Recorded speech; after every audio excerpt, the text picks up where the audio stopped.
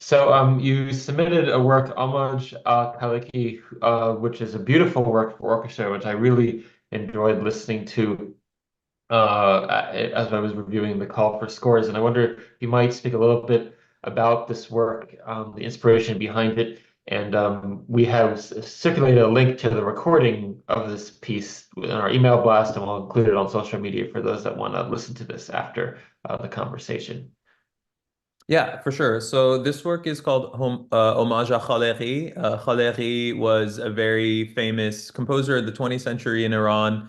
He's most well known for the unofficial people's anthem of Iran, which is called A Iran. It's like a really political song about being proud of your fellow person next to you, and it's very like passionate and intense, and this becomes the kind of heart of this work. So the work looks at this tune from different angles, and I was really interested in unpacking and examining the baggage of what an anthem is, especially this one that was not selected by a government, but hoisted up by the people. So it unpacks the baggage and the politics and the its intense proclivities, but also looking at the things that what happens when we strip those away or smash them together. So it's a close view of the power of anthems and what they mean. Yeah, it's very striking. There's moments where you have elements of like a marching step in the percussion, and there's lots of notation where you have the instruments of the orchestra kind of playing things asynchronously from one another. So I was wondering if you might speak a little bit about your thoughts on writing for the orchestra and kind of conveying these different mergings of worlds and ideas in the piece.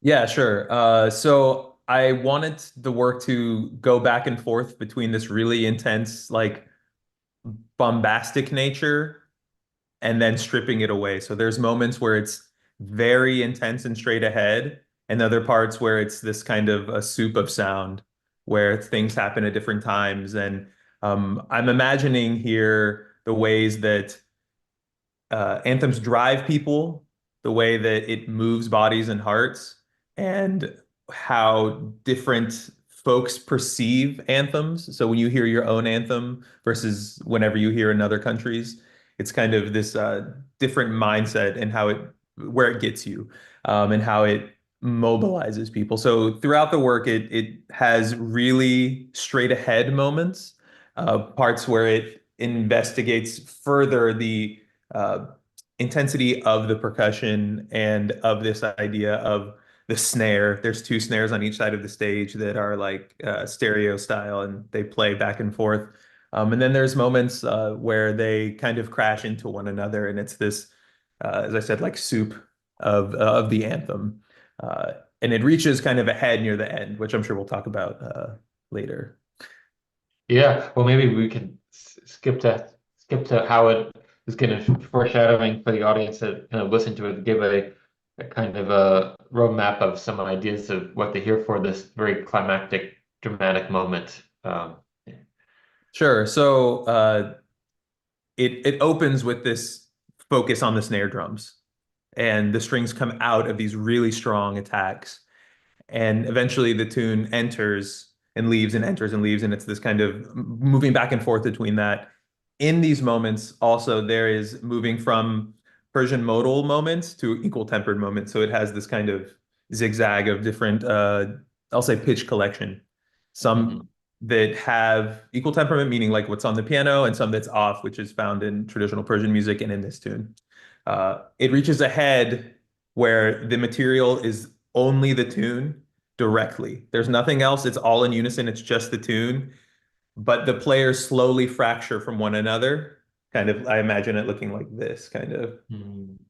And it becomes this kind of chaos of the tune because they play the tune, they transpose up a fourth, and this continues throughout all the instruments at the same time until they can't get any higher. And it becomes this kind of noise moment where, and then it has a falling action of, think of when a fire burns down a house and the ashes remain. This is kind of how I view the final moment. It's also for me an imagination of when you hear bands play anthems they're unfamiliar with. I really Hmm. love those moments. I think some of the most famous that I see often is the like Egyptian bands. The like national band will play different anthems, and I love these moments. It's really intense, it's really loud, and so it's that this timbral thing that I love of like really intense anthems, but also this unpacking of the whenever put directly in your face and multiple people at the same time, how strong the anthem can be. Even whenever fractured so much, it still holds the power for me and the energy of the anthem. So you're thinking of the energy of this, the way those that perform an anthem are imbuing it with like this emotion or this passion or the power that, or maybe it's also the power that the anthem you hear an anthem and it's something you've heard for one's whole life or something, and there's a lot of residual power to it that Right. maybe is goes beyond actually what the notes are actually saying, maybe in a um, tension release kind of format of this consonance and dissonance. Right. I think that it has its own gravity that has reverberation even whenever it's gone. I think it like rings in a space and it, inhabits the space. So even Mhm. whenever there's 60 players playing kind of together and then not together, throughout the rest of the piece, you've gotten the anthem in your ear. And for those who know the anthem, Mhm. still like at the core, and you recognize its bombastic nature, even amidst the chaos. Right. Yeah, so you're teaching it to an audience that may also not know the Of anthem, course. but by the end, we recognize it in its various guises and Yeah. forms. Yeah, so I wonder if you might speak a little about the experience about writing for the orchestra, and what how this work may compare to other works that you've written and how you're thinking of large forces of musicians playing together versus works that might be for smaller forces.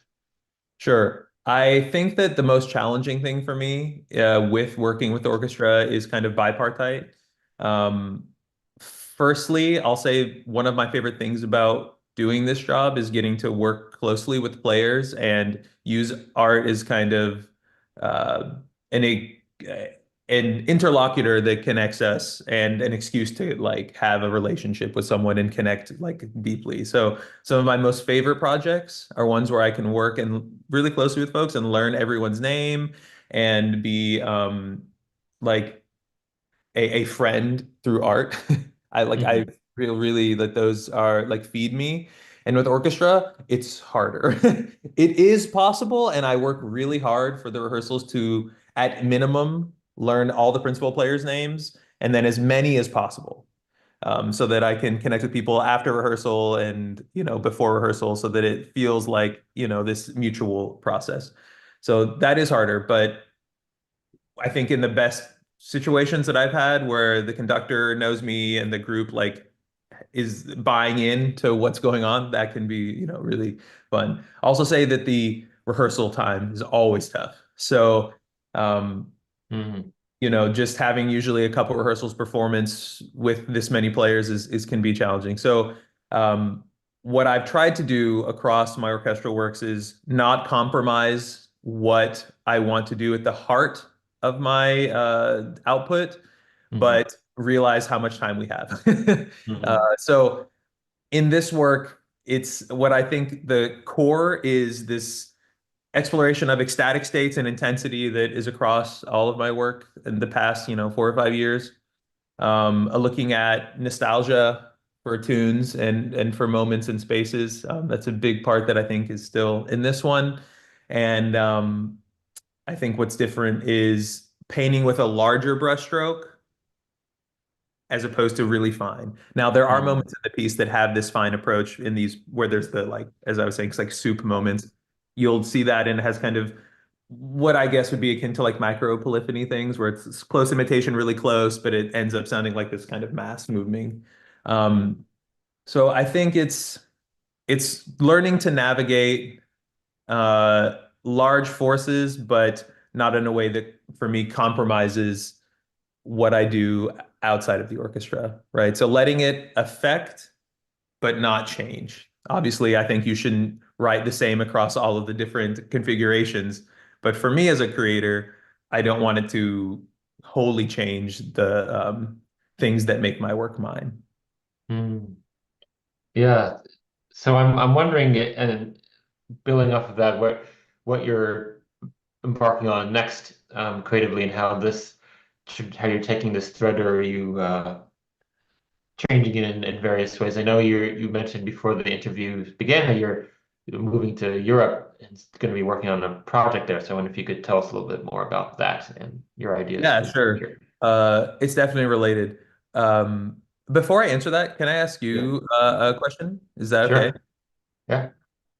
Across your work, because I'm familiar with it as well, Eric, how do you navigate between your orchestral works and large ensemble works and your chamber and smaller works? Do you have like a similar question to you? Because this is something. Oh, yeah.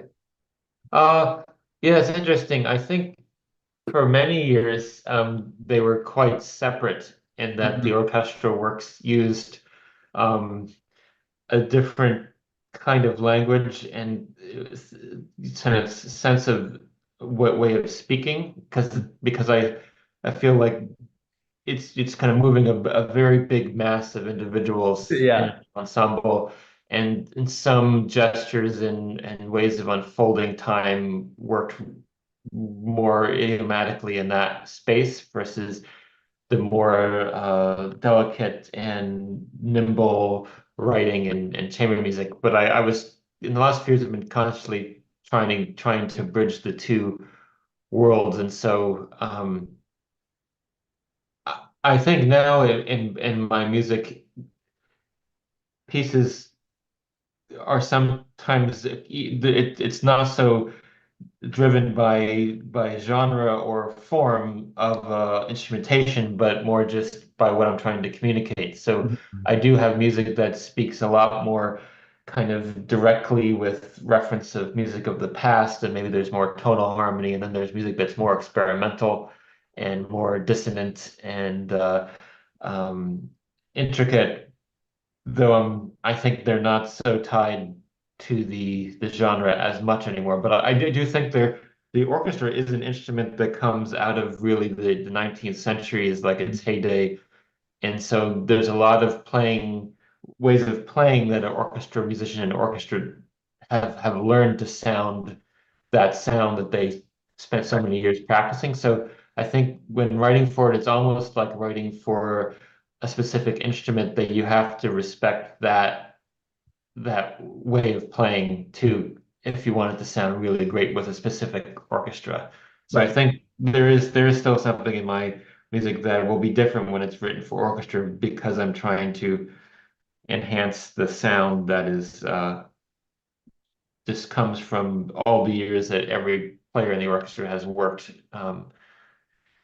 in that ensemble. Of course, there are now more orchestras that do more focus more on contemporary music, which may have a whole more wide range of sounds. But an orchestra like the New England Philharmonic, which does a lot of contemporary music, or the Boston Symphony, which has a very long tradition in like Brahms and For Beethoven. sure. There's a whole other sound world that they really gravitate towards, I think. Cool. Thanks for that reflection. Yeah, Sure. I think that's really valuable for sure. Yeah. Um, moving back to the projects that are coming up. Yeah, I'm Yeah. moving to Grenoble in the south of France for a postdoc position for 2 years at Université Grenoble-Alpes, and there I'll be a Gates postdoctoral fellow. And the main project I'm doing there is an opera project that is for string quartet and one voice. It's a monodrama in three shapes, and that's the name of the work is a square shape, a triangle shape, and a circle. Like those three shapes is the name of the piece. Hmm. And it is connected to this orchestra work in that it explores another political thing.